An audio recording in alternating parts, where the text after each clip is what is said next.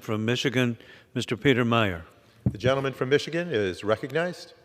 Thank you, Mr. Speaker. I rise today in strong support of H.R. 7372, the Protecting Semiconductor Supply Chains from Authoritarians Act.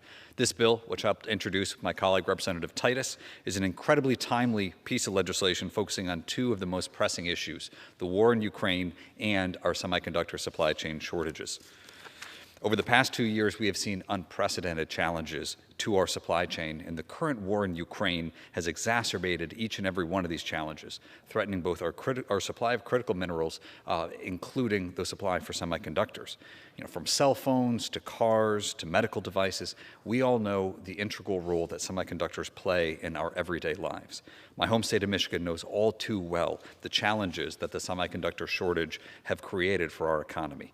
A threat to our supply chains is a matter of both economic and national security, and we need a robust and coordinated response to any threats to our semiconductor supply chain. This bill offers just that. By establishing a working group focused specifically on the threats to our semiconductor supply chain as a result of Putin's illegal war of aggression in Ukraine, we can ensure that all available resources and expertise are being used to examine the critical mineral supply chain and how it is affected by the ongoing war. This legislation also examines how we can bolster our supply of critical minerals, as well as how we in Congress can offer legislative solutions to help support and strengthen our supply chains. We know now that our global supply chain is at a critical juncture, and if it can be disrupted for semiconductors, the threats will be endless to our economic and national security might.